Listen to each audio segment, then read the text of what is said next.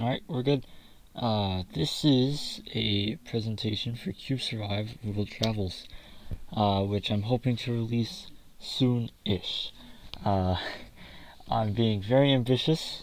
I've previously said that the release date will be sometime in June, which is almost a month away, pretty much. Uh, so I'm getting there. I should probably hurry up and work on it a little more. Although the pace I'm at, I should be able to get it out around the time that I want to. So, this is probably going to be the only presentation for the game. Other than that, I'm probably going to share a couple of screenshots, maybe a trailer or two. But that's mostly it. First, let's start with the shift and focus. The vision of the standard Cube Survive formula, it's always been like one screen, and the idea was that you could really make the world whatever you wanted, although that never really happened. So this project was originally just a passion project. It was created as a test to see if this could work, and if not, then it probably would have just been one world and nothing more. And then if I ever wanted to reuse it for, say, I don't know, platformer for like Red Slug or something, then I could. However, I decided that this should be released because it did work. The entirety of the series has always been a single screen thing. Uh, Even like the ones that focused on exploration, like Cube Survive Realms, when you went into space, it was still only one screen. This time the game is platformer. There's enemies. There's a goal. You can actually move around. It's well, you could move around, but this time you can actually move around longer than one screen. The average level is about 10 screens long. So now I have all of these clips here. Look at that. Sometimes you'll just encounter a standard level. Sometimes you'll encounter a level with a ton of enemies. Although even then, the first world, the levels with a ton of enemies, they're not too difficult. The first few worlds, like the one in the top left up here, um, as you see, it's not too bad. It starts off pretty well. This one down here, there are a couple of enemies. Although it has a nice balance. The idea is that no level, like no level section, should have more than like 5 cubes moving back and forth, and then more than 4 of those yellow cubes moving up and down. As for the areas, I have 3 to show you. First, there is the grassland. I forgot to set all of these to autoplay, so I gotta set them manually. Uh, so as you can see, here is one level of the grassland. This is more so a village portion of the world, but even then it would still be technically classified as grassland because it's a grassy area. There's a couple of pipes, there's a couple of bits of grass. Moving on, then, oh goodness, I restarted the clip. Then there is the desert slash beach. It starts off as a beach and moves on into a desert. As you can see, not too bad. This area, in contrast to the grassland, is very rounded. It's not like jagged like squares. There's some triangles here. There's a ton of like organic just shapes. Of course, there's a couple of pipes, and that's kind of it. Although now we can mix match different enemies. And then lastly, there is the swamp. Oh, I went too far. No, I did not. I didn't go for a test run for this, so I'm winging this. Then lastly, there's the swamp. As you can see, there are some unique enemies here as well. It's very dark, it's very green, it's kind of like the grassland, but much different. There's some huge enemies here that you wouldn't want to hit, that you wouldn't want to attack. There's some enemy stacks, as you can see. This is actually the second level that they appear in. This area also has a lot of like organic spots like that. Mud that the enemies can sink into, but you cannot. Because these enemies, they're kind of one with the area. Obviously, you're not. And then lastly, this isn't really an area, but I couldn't fit it anywhere else. Some levels might have a one-time gimmick like this one.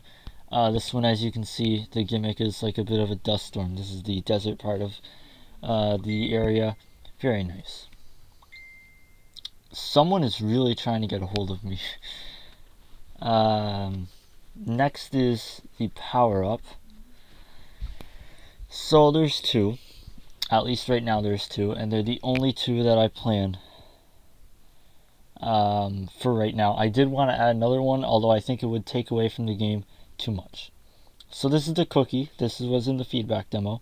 However, this is kind of some new gameplay because there have been some changes made, which I will go over later. You might be able to spot them here now. And in case you don't know what the cookie is, that's what it is. It eats enemies. You kind of move, and then that's it. As long as you're standing still, or it's between the walking frames of the animation, then you can eat stuff. And then in the desert, you will be introduced to this orb, which will replace any power-up status that you have. And it basically boosts your standard abilities. You run faster and you jump higher. Moving on. Bosses. Alright, so this one was also in the demo. However, I may as well show it off here as well, because there is a very significant change. So you'll notice that first you move to the center of the screen, and that's because some bosses kind of rely on seeing the right of you and the left of you. So we just move you to the screen, to the center. This boss doesn't have a lot of changes either. I'm gonna mute that. This boss doesn't have a lot of changes right now, and it's kind of standard.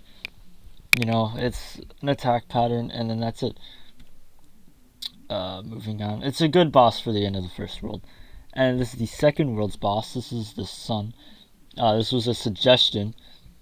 And originally this was just supposed to be an enemy, although I thought, you know what, since this is a desert world, I may as well make the sun the boss. And as you can see, this one also has a bit of an attack pattern. However, instead of just having one bit of attacks, it has two. And I'll play the clip again, because you'll see that it goes from the right and then it moves coming from the left. It's incredible.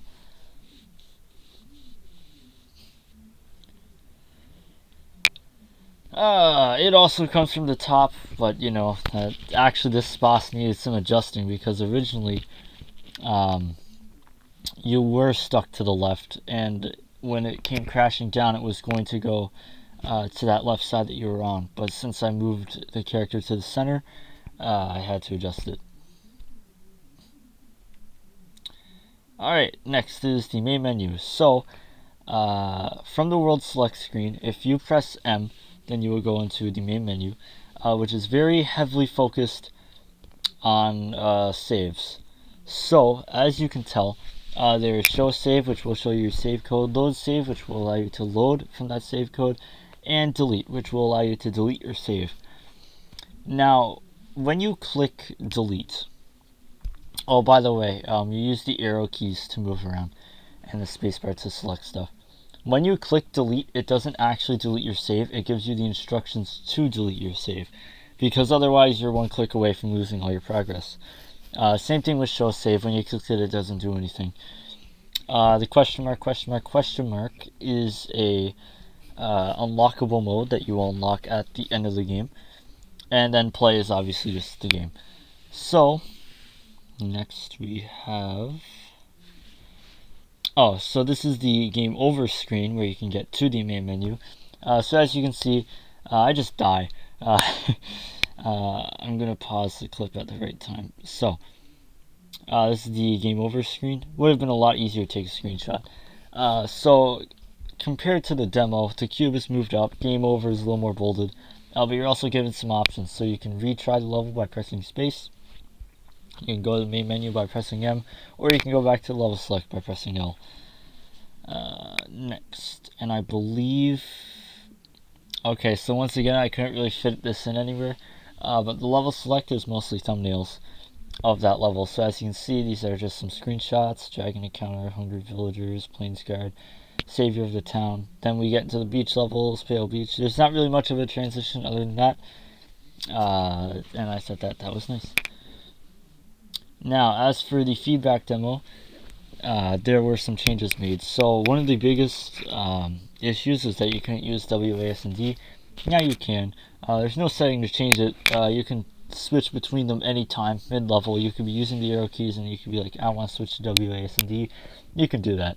Spacebar will always stay as a spacebar. There's no replacement for that. Because you can reach it with both the arrows using two hands or WASD with one. So I guess if you're left-handed, that comes in pretty great. You will also move slightly faster. I found that in the feedback demo, watching people play it, it felt a little slow. So I increased the speed just slightly. The cookie power-up. So this was one of the biggest things. When someone was testing it, they were like, hey, there should be a little bit more of an instant attack with this. And I was like, okay. So what I did was the startup time when you click space in the feedback demo, the attack starts half a second after you click space. This time it starts 0.2 seconds after you click space, which is 60% faster, and then it will end in 0.3 seconds instead of 0.5. So the lag times have been significantly reduced in hopes of a bit of faster gameplay. It will also travel slightly farther. I don't know exactly off the top of my head. I think it's 20 pixels further. It's either 12 or 20. I think it could be 12. This was more of a glitch, but you won't be allowed to see levels that you haven't unlocked. And lastly, the game over screen will no longer automatically progress. As you can see, there was the menu stuff. That was a big thing anyway. Even if that stuff wasn't there, someone was like, hey, you should at least press space. Which I agree with, because otherwise you would have seen that screen for a second and it's like, what was the point of that? The feedback demo will remain open pretty much forever.